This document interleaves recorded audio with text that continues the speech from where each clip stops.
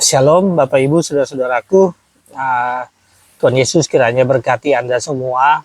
Pada kesempatan ini saya ingin membagi firman Tuhan kepada Anda dari perikop yang terambil, perikop Alkitab yang terambil dari 1 Tesalonika pasal 5 ayat 1 sampai ayat 11. Judul dari perikop ini adalah berjaga-jaga. Nah, saudara sekalian, sebelum pasal 5 ayat 1 sampai 11 ini, di dalam pasal 4, bagian akhir dari pasal 4, yaitu pasal 4 ayat 13 sampai 17, judul perikopnya itu adalah kedatangan Tuhan. Dan pada waktu sebelumnya, ya pada uraian firman Tuhan sebelumnya yang saya bagikan melalui media ini, saya sudah menjelaskan tentang bagaimana hari kedatangan Tuhan itu dan bagaimana sikap kita sebagai manusia, terutama orang-orang percaya menanti hari kedatangan Tuhan. Nah, Paulus melanjutkan perikop hari kedatangan Tuhan itu dengan perikop yang kita akan lihat pada hari ini yang judul perikopnya ini berjaga-jaga. Nah, saudara-saudara sekalian, kedatangan Tuhan atau hari Tuhan itu akan kita hadapi semuanya.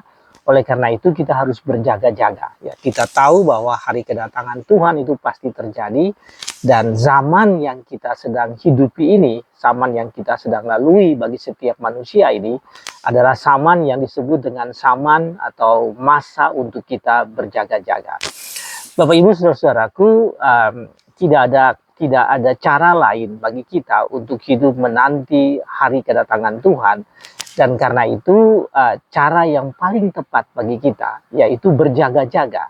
Berjaga-jaga artinya kita harus waspada dalam hal iman dan percaya kita untuk menanti hari kedatangan Tuhan nanti. Atau untuk menyongsong hari kedatangan Tuhan nanti. Saudara-saudara sekalian, dari perikop ini, yaitu dari 1 Tesalonika pasal 5 ayat 1 sampai 11, ada dua pengajaran yang penting yang kita harus pahami. Yang pertama yaitu bahwa kita harus tahu tentang hari kedatangan Tuhan itu. Jadi kita nggak bisa berasumsi untuk bahwa hari kedatangan Tuhan itu tidak ada. Tapi kita harus tahu sebagai orang percaya, sebagai orang Kristen yang sudah diselamatkan oleh Tuhan Yesus, kita harus bersiap dan berjaga-jaga dan kita harus waspada. Kemudian kita harus sadar bahwa hari kedatangan Tuhan itu satu saat nanti akan datang. Dan karena itu kita harus tahu tentang hal itu. Kita harus betul-betul pahami tentang hari kedatangan Tuhan itu. Saudara-saudara sekalian, dari 1 Tesalonika pasal 5 ayat 1 sampai 2, ayat 1 dan 2 berbunyi demikian. Tetapi tentang zaman dan masa, saudara-saudara tidak perlu dituliskan kepadamu. Karena kamu sendiri tahu benar-benar bahwa pada hari Tuhan datang, bahwa hari Tuhan datang seperti pencuri pada malam hari. Sekali lagi, saudara sekalian, saya ingin mengulangi. Tetapi tentang zaman dan masa, saudara-saudara tidak perlu dituliskan kepadamu. Karena kamu sendiri tahu benar-benar bahwa hari Tuhan datang seperti pencuri pada malam. Jadi itu dari 1 Tesalonika pasal 5 ayat 1 dan 2. Paulus ingin mengatakan begini kepada jemaat di Tesalonika bahwa kamu harus tahu tentang masa dan zaman. Kamu harus tahu tentang zaman dan masa itu. Nah, saudaraku, mengapa demikian? Karena banyak orang yang tidak tahu. Dan Paulus kepada jemaat Tesalonika mengatakan kamu harus tahu tentang masa dan zaman itu. Yaitu bahwa masa dan zaman itu terjadi seperti pencuri yang datang pada malam hari. Bapak Ibu saudara-saudara sekalian, di akhir ayat 2 dikatakan bahwa Tuhan akan datang seperti pencuri pada malam hari. Dan karena itu kita harus tahu tentang hal itu. Saudara-saudara sekalian, Tuhan menyampaikan di sini bahwa Tuhan akan datang. Jadi mengapa Tuhan akan datang? Karena itu adalah janji Tuhan. Tuhan Yesus sudah naik ke sorga dan Tuhan Yesus mengatakan Tuhan akan datang lagi. Aku akan datang lagi, Tuhan mengatakan seperti itu. Dan Paulus mengingatkan kepada jemaat di Tesalonika bahwa mereka harus tahu tentang hal itu. Mereka nggak boleh berasumsi bahwa tidak akan terjadi. Mereka harus tahu bahwa Tuhan akan datang kembali. Dan Tuhan akan datang itu seperti pencuri pada malam hari. Nah, Bapak Ibu, apa yang dimaksudkan dengan pencuri pada malam hari? Pencuri artinya bahwa kejadian itu akan tiba-tiba, ya, suddenly happen. Bahwa Tuhan akan datang, waktu Tuhan itu akan ada, ya, dan itu akan terjadi tanpa seorang pun mengetahuinya. Seperti pencuri pada malam hari yang datang, ya, untuk mengambil, untuk mencuri. Tidak ada target yang menjadi tujuan orang-orang yang menjadi korban pencurian itu mengetahui kapan itu akan terjadi. Tanggal dan hari pastinya kita tidak tahu. Pencuri datang seperti pencuri yang datang pada malam hari dan pada hari yang tidak kita tahu. Nah, Bapak Ibu Saudara-saudara sekalian, itu di dalam ayat 1 dan ayat 2 bahwa kamu harus mengerti tentang zaman dan masa itu. Zaman dan masa ini artinya times and dates, ya. Tahu waktunya itu kita tidak tahu. Zamannya itu adalah akhir daripada zaman ini. Dan waktunya itu kita tidak tahu tentang waktu itu. Karena itu Bapak Ibu, apa yang bisa kita lakukan yaitu kita menyadari dan kita tahu bahwa hari dan zaman itu pasti terjadi. Bapak Ibu Saudara-saudara sekalian, di dalam ayat 3 dikatakan begini, apabila mereka mengatakan semuanya damai dan aman, ini apabila orang percaya termasuk kita dan setiap orang, ya, setiap manusia, apabila kita mengatakan bahwa semuanya damai dan aman, maka tiba-tiba mereka ditimpa oleh kebinasaan. Seperti seorang perempuan yang hamil ditimpa oleh sakit bersalin, mereka pasti tidak akan luput. Nah, saudara-saudara sekalian, dari ayat 3 ini ingin mengatakan bahwa kita nggak boleh berasumsi tentang zaman dan masa itu.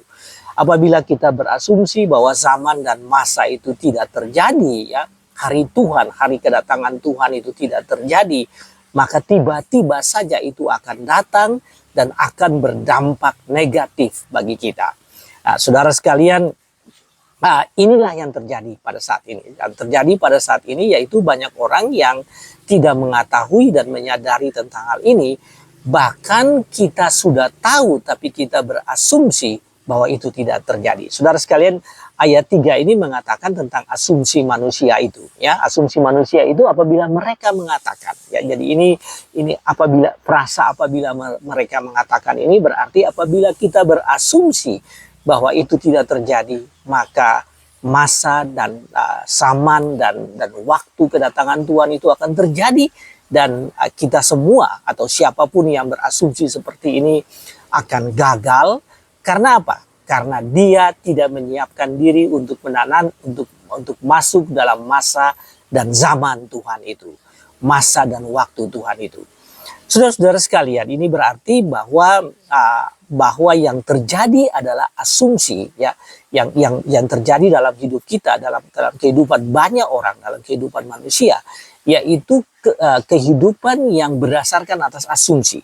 Asumsi itu apa? Asumsi yang mereka lakukan bahwa tidak akan terjadi zaman itu, bahwa hidup ini biasa-biasa saja, hidup ini berlangsung apa adanya, dan hidup ini berakhir, mekanisme perakhiran hidup ini terjadi begitu saja dan tidak ada kelanjutan dari hidup ini. Saudara-saudara sekalian, ini adalah asumsi yang salah. Oleh karena itu mereka akan tiba-tiba mereka akan ditimpa oleh kebinasaan. Mereka yang berasumsi seperti itu mereka akan tiba pada kebinasaan. Bapak Ibu Saudara-saudara sekalian, ada seorang penulis yang bernama Slade Wilson. Dia mengatakan bahwa assumption is the mother of all failures. Ya, asumsi adalah ibu dari segala kegagalan. Nah, di dalam ayat ini pun mengatakan demikian. Apabila kita berasumsi bahwa Tuhan tidak akan datang kembali, hari Tuhan itu tidak ada, maka kita akan mengalami kegagalan. Bapak Ibu Saudara sekalian, saya ingin membaca dari Matius pasal 24. Matius pasal 24 ayat 37, terutama perikopnya itu dari ayat 37 sampai 44. Di situ Tuhan menasihati murid-muridnya dan setiap orang percaya untuk berjaga-jaga.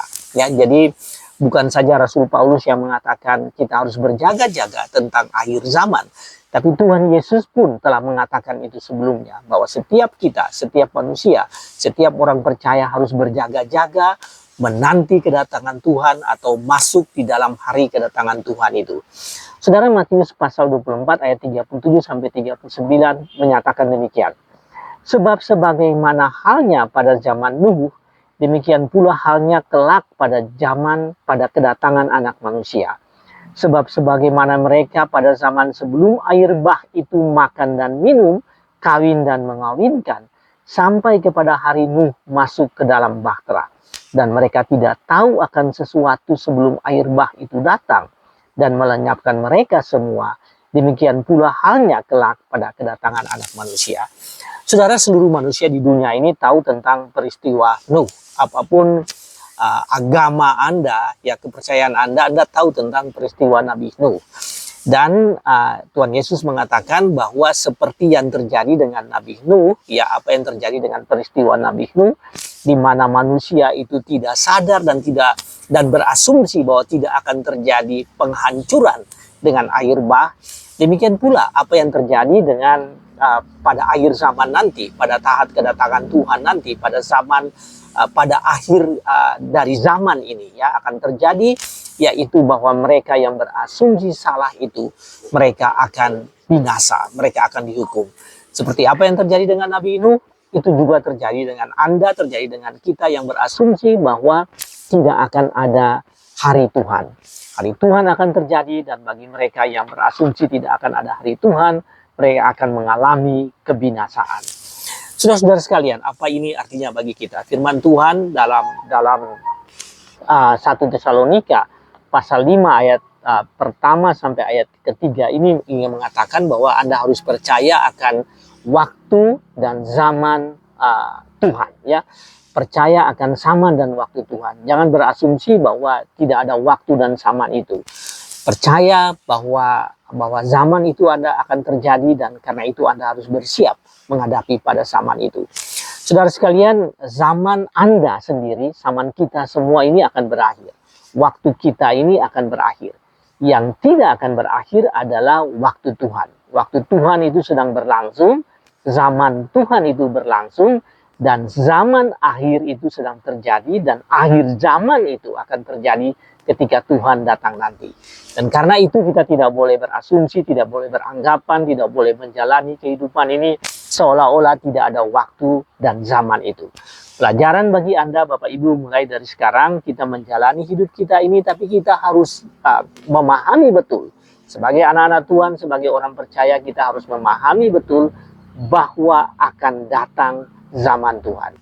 Seperti Paulus kepada jemaat Tesalonika mengatakan, hendaklah kamu mengetahui bahwa akan terjadi zaman dan waktu Tuhan. Maka kepada Anda pun, ya, firman Tuhan ini ingin mengingatkan bahwa Anda harus mengetahui, Anda harus sadar betul bahwa akan terjadi waktu dan zaman Tuhan. Saudara sekalian, itu hal yang pertama. Hal yang kedua, kita akan melihat bahwa apa yang kita lakukan, apa yang harusnya kita lakukan untuk menghadapi zaman dan waktu Tuhan itu. Tidak ada cara lain, saudaraku, selain kita harus berjaga-jaga atau kita harus waspada, dan kita harus yang disebut dengan penuh dengan mengontrol diri, menjaga diri. Yang di dalam Alkitab kita dikatakan kita harus sadar. Sadar artinya self-control, kita menyadari betul, kita sadari hal itu, dan kemudian kita harus berjaga-jaga. Saudara sekalian, di dalam ayat 4, 1 Tesa pasal 5 ayat 4 mengatakan begini, tetapi kamu saudara-saudara, kamu tidak hidup dalam kegelapan, sehingga hari itu tiba-tiba mendatangi kamu seperti pencuri. Nah, saudara sekalian, bagi Anda yang percaya kepada Tuhan, kita ini dikatakan oleh firman Tuhan ini, Rasul Paulus mengatakan bahwa kita ini tidak hidup dalam kegelapan. Kalau kita hidup dalam kegelapan, hari itu seolah-olah seperti pencuri pada malam hari. Tetapi kita ini tidak hidup dalam kegelapan, artinya kita ini bersiap untuk menghadapi itu. Saudara, pencuri datang bagi orang-orang yang tidak bersiap. Tetapi Anda yang siap, ya, maka ketika pencuri datang, ya seolah-olah pencuri datang, Anda tahu seperti sesungguhnya apa yang terjadi. Rasul Paulus mengatakan bahwa kamu tidak hidup dalam kegelapan. Jadi Anda yang percaya kepada Kristus tidak hidup dalam kegelapan, sehingga hari itu tiba-tiba mendatangi kamu seperti pencuri, kamu akan siap menghadapi hal itu. Kemudian apa yang harus kita lakukan juga terdapat dalam ayat 5. Ayat 5 mengatakan begini, karena kamu semua adalah anak-anak terang dan anak-anak siang. Kita bukan lagi orang-orang malam atau orang-orang kegelapan. Nah, saudaraku, di sini dikatakan bahwa kita bukan orang yang hidup dalam kegelapan, kita ini adalah anak-anak terang dan anak-anak siang. Dan sebagai anak-anak terang, anak-anak yang hidup di dalam Tuhan, maka kita menyiapkan diri kita. Ya, kita mempersiapkan diri kita untuk menghadapi hal itu. Karena apa? Karena kita hidup bersama-sama dengan Tuhan. Anak-anak terang dan anak-anak Tuhan untuk menghadapi hal itu.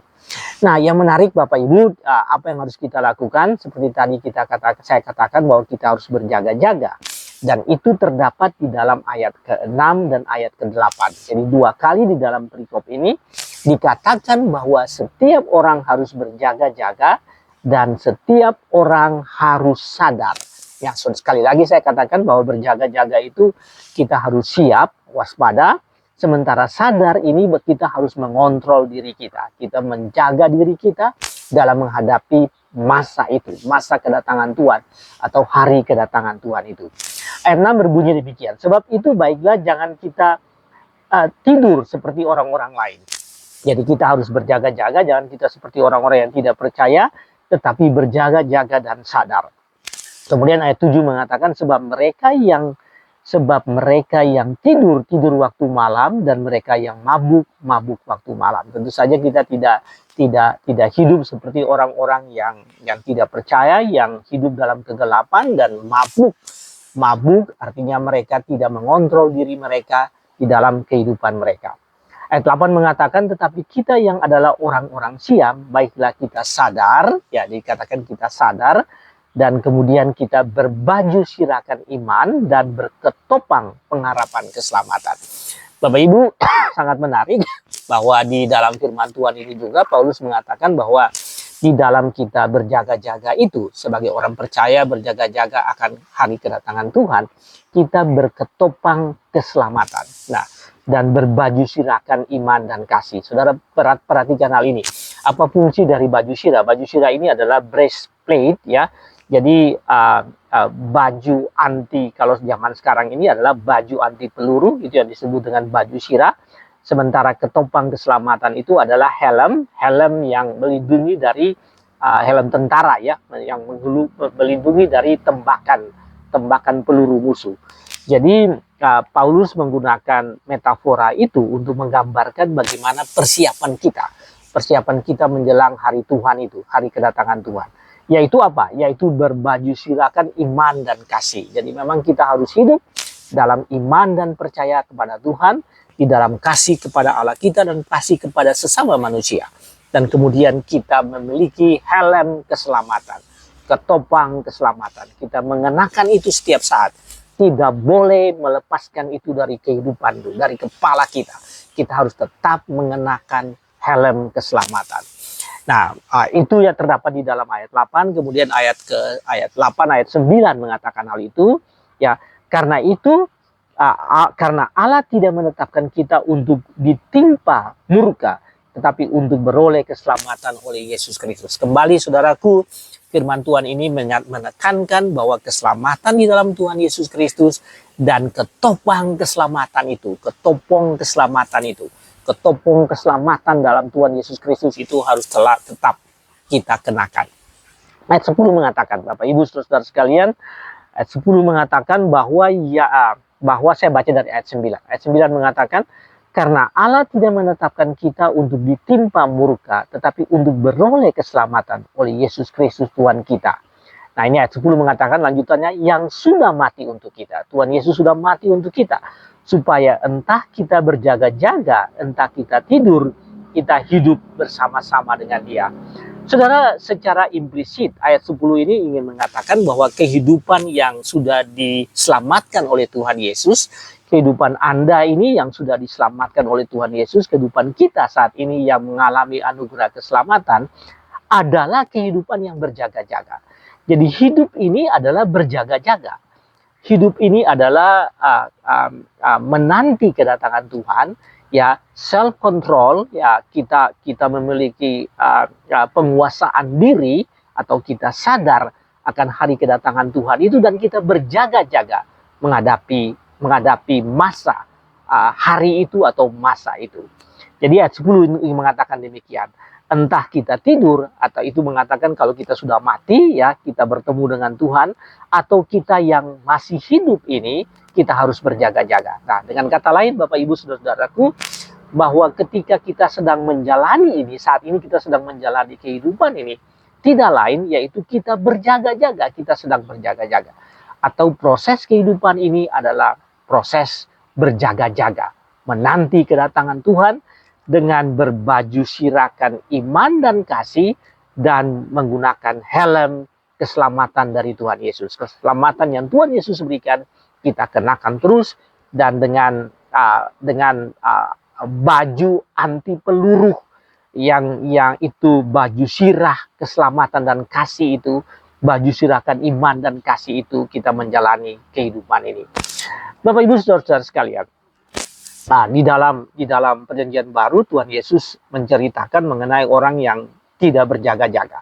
Dan waktu itu Yesus khotbah tentang akhir zaman. Kemudian Yesus mengatakan bahwa ada 10 anak darah. 5 anak darah yang bodoh dan 5 anak darah yang pintar.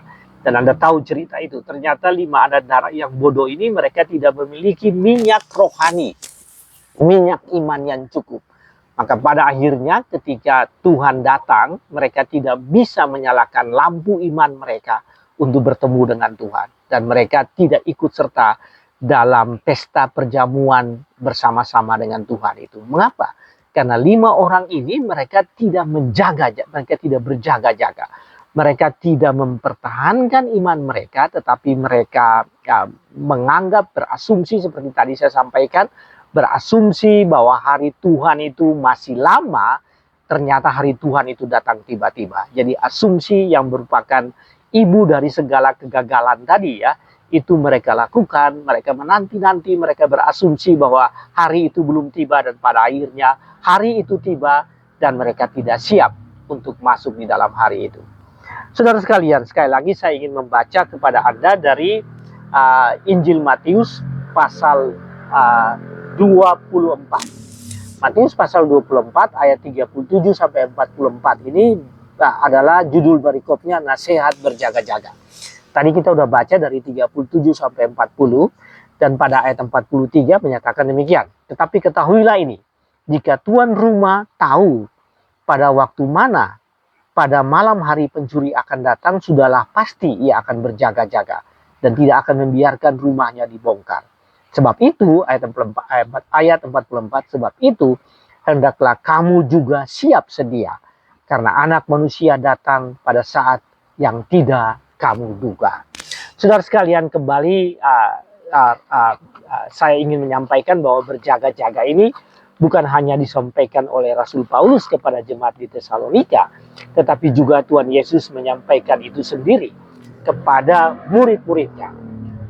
Ketika kepada mereka pada zaman Tuhan Yesus juga menyampaikan hal ini, bahwa mereka harus berjaga-jaga. Dan Rasul Paulus kepada jemaat di Tesalonika mengatakan mereka harus juga berjaga-jaga, mempersiapkan diri menanti hari kedatangan Tuhan. Saudara-saudaraku, apa implikasi firman ini bagi kehidupan Anda? Yang pertama, Tuhan sudah memberikan Anda keselamatan, ya, keselamatan dengan cuma-cuma. Keselamatan yang diberikan melalui darah Tuhan Yesus Kristus yang tercurah di kayu salib. Sekarang ini Anda mengalami hidup yang diselamatkan itu. Kehidupan ini, karena itu kehidupan ini adalah kehidupan berjaga-jaga. Tadi disampaikan di dalam 1 Tesa pasal 5 ayat 10 tadi, bahwa kehidupan ini tidak lain adalah menanti kedatangan Tuhan. Dan karena itu kehidupan ini adalah kehidupan yang berjaga-jaga. Dengan kata lain, Anda sedang menghadapi suatu proses di mana Anda harus waspada dan Anda harus sadar. Jangan sampai Anda jatuh, jangan sampai Anda beralih dari iman dan percaya Anda. Dengan kata lain, setia sampai hari kedatangan Tuhan. Setia sampai Tuhan memanggil kita. kita setia dengan iman yang sudah kita komitmen bahwa kita percaya kepada Tuhan dan keselamatan itu sudah kita terima. Saudara, itulah implikasi kehidupan. Kehidupan ini adalah setia memegang iman kita, waspada terhadap segala hal yang terjadi di luar kita, pencobaan-pencobaan, tawaran-tawaran dari dunia ini yang bisa mengganggu kita. Kita waspada menghadapi semua itu karena kita harus tetap berjaga-jaga untuk nanti bertemu dengan Tuhan di hari kedatangannya. Sebagai take away message, saudaraku, ada dua hal yang penting yang perlu Anda tahu, yaitu zaman akhir dan akhir zaman. Ya, zaman akhir itu apa? Zaman akhir adalah zaman kita saat ini. Zaman anugerah, zaman ketika Tuhan Yesus telah memberikan kesempatan bagi kita untuk kita percaya kepadanya. Zaman di mana kita sedang menghadapi kehidupan bersama dengan Tuhan. Ini adalah zaman akhir. Zaman setelah kita berjumpa dengan Tuhan dan kita menantikan kedatangan Tuhan. Namun juga adalah akhir zaman, ya. Jadi ada zaman akhir dan akhir zaman. Apa itu akhir zaman? Akhir zaman adalah waktu kedatangan Tuhan. Tuhan Yesus sendiri mengatakan bahwa aku akan menyertai kamu senantiasa sampai kepada akhir zaman. Aku menyertai kamu sampai aku datang kembali bertemu dengan kamu. Ya, itu janji Tuhan Yesus sendiri kepada murid-muridnya dan kepada kita. Jadi paham betul, ya, seperti Paulus menyampaikan kepada Tesalonika, hendaklah kamu paham tentang zaman dan waktu Tuhan. Karena itu saudara-saudaraku, Anda juga harus paham bahwa saat ini Anda sedang hidup di zaman akhir, dan pada akhirnya Anda akan sampai pada akhir zaman. Akhir zaman itu adalah waktu kedatangan Tuhan, di mana kita akan bertemu dengan Tuhan. Kita akan berjumpa dengan Tuhan. Sebab itu saudara-saudaraku yang Tuhan Yesus kasihi, di zaman akhir ini, menjelang akhir zaman, Anda harus mempersiapkan diri Anda dengan baik. Yaitu dengan cara apa? Dengan tetap berjaga-jaga dalam iman dan kasih, dan dalam memanfaatkan dan tetap memegang ketopong keselamatan yang sudah Tuhan berikan kepada Anda. Saudara sekalian, bila Anda yang mendengar firman Tuhan ini, Anda belum percaya kepada Tuhan Yesus, maka inilah kesempatan bagi Anda untuk mengenal Tuhan Yesus secara pribadi dan percaya kepada Yesus secara pribadi, karena Dia adalah Allah yang akan datang di akhir zaman nanti untuk mengadili umat manusia, untuk menjadi hakim, untuk menjadi jaksa. Namun demikian, Dia adalah pembela bagi setiap orang yang percaya kepadanya. Dia adalah pembela di dalam penghakiman terakhir itu. Hanya Dia membela orang-orang yang percaya kepadanya. Dia menjadi hakim, Dia menjadi jaksa penuntut umum, tetapi Dia juga menjadi pembela bagi setiap orang yang percaya kepadanya. Bagi Anda yang tidak percaya kepadanya, Anda akan mendapat hukuman.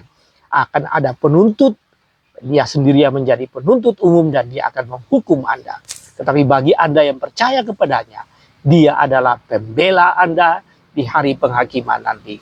Oleh karena itu, kenalilah Yesus. Sekarang kesempatan Anda di zaman akhir ini, kesempatan Anda untuk berkenalan, untuk mengenal Tuhan Yesus sebagai Tuhan dan Juru Selamat pribadi Anda.